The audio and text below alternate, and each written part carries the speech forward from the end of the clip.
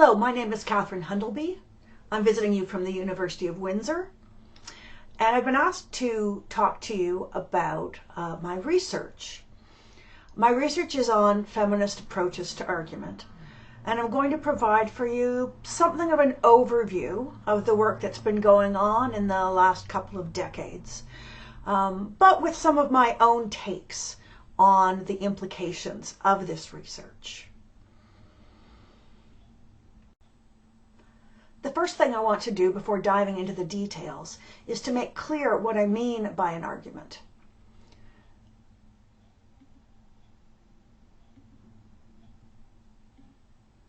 I do not mean a verbal fight.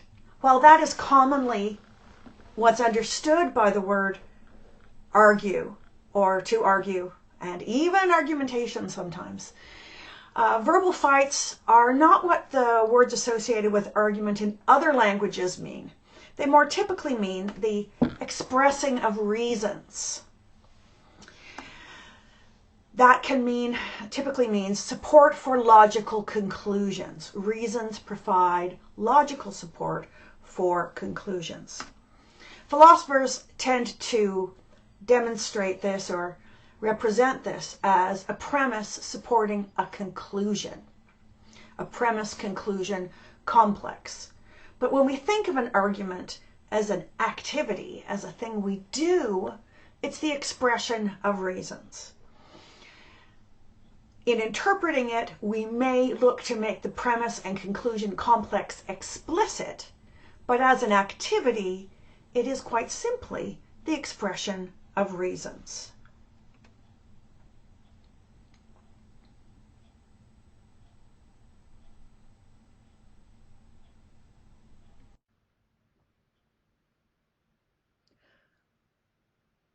Today I suggest that we think about feminist approaches to argument as a form of non-ideal theory. Non-ideal theory has been articulated and developed as an approach to philosophy by American philosopher Charles Mills. Mills looks at the way that philosophy focuses on ideals, norms, like justice, truth, knowledge, reason, rationality, and so on. And he says that the exclusive focus on these ideals often backfires. Insofar as these ideals are supposed to guide our behavior, if we don't attend to the various ways in which our actual situations do not measure up to those ideals, then we may actually fail to address problems. And if we fail to address problems in applying our ideals, that can make it seem as if the way things are is perfectly fine. And so problems, including social injustices, can come to seem perfectly just.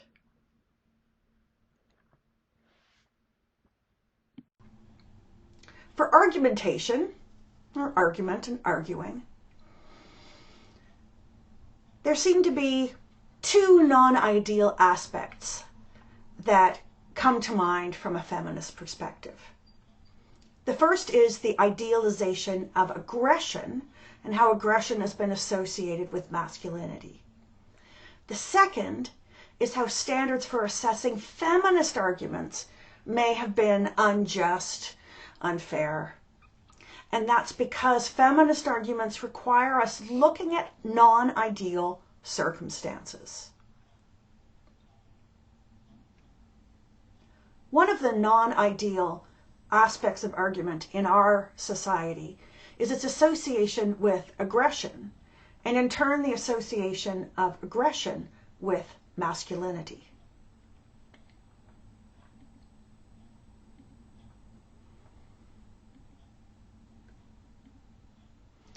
This favors what's known as heuristic argument. That is to say that it favors and works best in styles of argument where people are aiming to win They're aiming to beat each other. And this may be by showing that they have the best reasons, or it could involve other things. The thing about heuristic argument is it's just about winning, and the quality of the reasoning may actually be incidental. Aggression and heuristic argument can also discourage women's participation. This isn't because women can't be aggressive. It's not because women don't like and enjoy sometimes aggressive interactions. Many women do. But norms of femininity discourage women from behaving aggressively, at least many norms of femininity. These can vary. There are various different subcultures, but certainly many norms of femininity discourage women exhibiting aggression and discourage women from trying to be winners, to trying to take positions of power. The association with aggression also undermines the collaborative and cooperative purposes for arguing. This is something pointed out by Oakland University philosopher Phyllis Rooney. Rooney is particularly concerned to stress that argument often serves epistemic goals that are actually quite cooperative. We both, or all, however many of us are arguing, benefit when the goal of argument is epistemic, when we develop truth and understanding.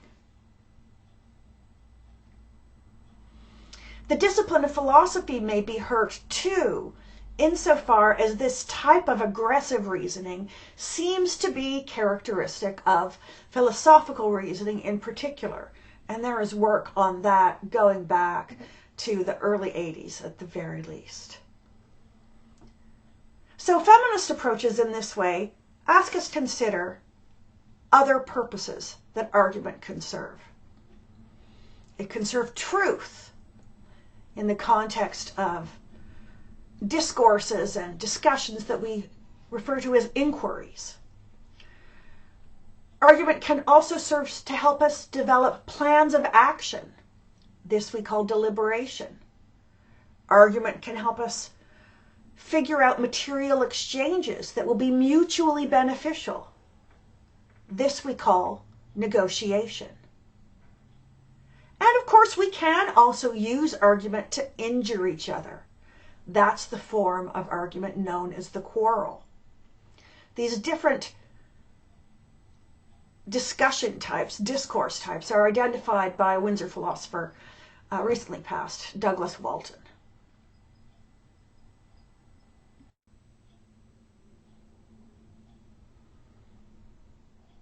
For the problem of aggression, it may seem that politeness is an obvious answer. Unfortunately, politeness also reflects gendered and racialized norms, ways of behaving that will not appear aggressive or impolite coming from a white man will appear to be impolite or too aggressive coming from a woman or a person of color. And so politeness is not does not provide a solution at all. However, looking at the role of politeness raises some really interesting questions about what else is going on when we argue. Some of the other functions that arguments serve in addition to those recognized by Walton. We can even begin to think that politeness provides a goal for argument. The politeness studies literature regularly recognizes that politeness serves face goals. You'll be familiar with phrases of saving face and losing face. This is about maintaining, sustaining, and risking our goals, our roles within a community. Face goals are about maintaining face, having a particular kind of identity within a community. The place of this in the context of argument has been addressed by Michael Gilbert. Adding to this, some more recent work by Tempest Henning, we can recognize that face goals are differently maintained in different ethnic contexts. And while the standards of politeness that may be assumed by white people or people of European descent like myself, Anglo too on top of that, so politeness of a sort of cold, crisp, unemotional, non-confrontational sort has been standard. For people like me, politeness seems an answer to aggression. But for other people, a certain kind of aggression, a certain kind of aggressive argument can actually be part of what's needed to maintain face, part of what's needed to participate fully in a community. In certain cultures, if you don't argue, you're viewed as standoffish, as cold, as not participating. This includes Jewish cultures and African American cultures, and I'm sure you can think of some others too, if you take a minute. This suggests to me that the face goals and politeness as part of pursuing face goals could sometimes interfere with other goals. Certainly certain forms of politeness might interfere with certain forms of heuristic argument, and we might think that's good because heuristic argument and quarrels are perhaps not the type of argument we want to encourage. But what about politeness when it comes to something like inquiry, getting to the truth? Can we be too polite then? Is our desire to seem like nice people and serve that sort of face goal the wrong sort of goal to have? These are some of the questions that feminists ask about argument.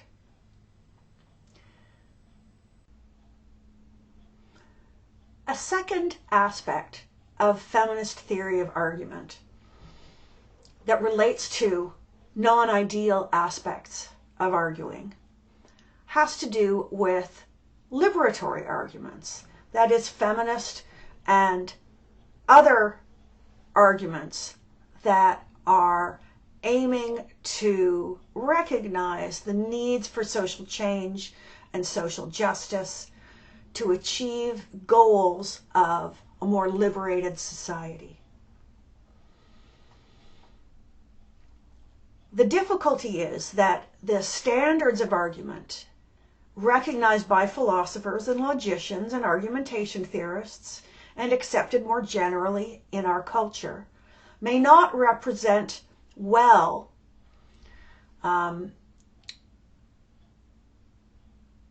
the forms of analysis that challenge the status quo, because the forms of analysis used by philosophers and others are designed to serve the status quo, the culture as it currently exists. One example of this can be found in the research by Margaret Crouch at Eastern Michigan University. Crouch has a couple of papers on the genetic fallacy and feminist critique, and she looks at how the way certain philosophers employed their theoretical understanding of the genetic fallacy was unfair to the feminist critique. Now, the genetic fallacy says that it is often wrong to look at how an opinion or idea or theory is generated, its genesis.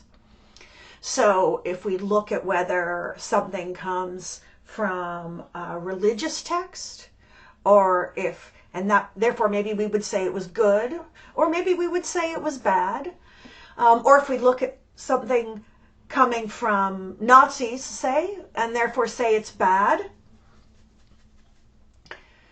we're not providing a very good argument unless we show a connection between those good or bad sources and what we think makes that opinion good. So when we criticize vegetarianism by saying Hitler was a vegetarian, we are providing a bad genetic argument, because there is no reason to think that the bad things about Hitler are connected with his vegetarianism. Now, feminists, feminist theorists, feminist philosophers have criticized philosophy and the way that philosophy defers to theories developed by people who were very sexist and the product of a patriarchal society. Now, we are all products of a patriarchal society. We don't want to dismiss all of our views, but we do want to look sometimes with a very skeptical eye at some of the history of philosophy and how gender may be operating in an oppressive fashion in those canonical theories. And feminists have done so. They've done so in many, many different ways. In turn, some philosophers have tried to dismiss feminist views of philosophy and their criticisms of the discipline by saying that feminists commit the genetic fallacy. But feminists' criticism of philosophy and the history of philosophy are not simply based on people being sexist or the culture being patriarchal. The feminist analysis always provides some reason to see how those sexist views or patriarchal assumptions affect what is said. And so the genetic fallacy, the label of genetic fallacy, has been sort of weaponized against these marginalized positions who needed a more sensitive treatment, who needed to be treated with greater care and recognition that they were providing a type of reasoning that actually constitutes an exception to the genetic fallacy. And if we look at argumentation scholarship, we see that all fallacies admit of substantial exceptions.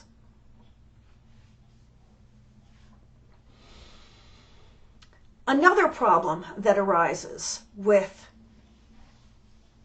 giving liberatory arguments a fair shake is that sometimes the arguments provided challenge assumptions about what count as good reasons. Sometimes the arguments for, say, the problem of sexual harassment require us to attend to the evidence of personal experience, something which is often discounted in a culture where we assume that everybody is equal, in a culture that assumes that everything is okay, in a culture that assumes the status quo is all we need.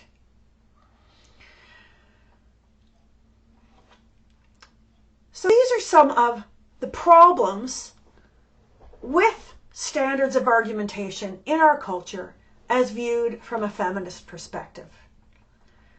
These problems raise further issues for the role of argument in our general culture. We teach children and post-secondary students how to argue. This is a classic part of education, part of critical thinking education. And if we are teaching standards that encourage social injustices, then we are entrenching social injustices in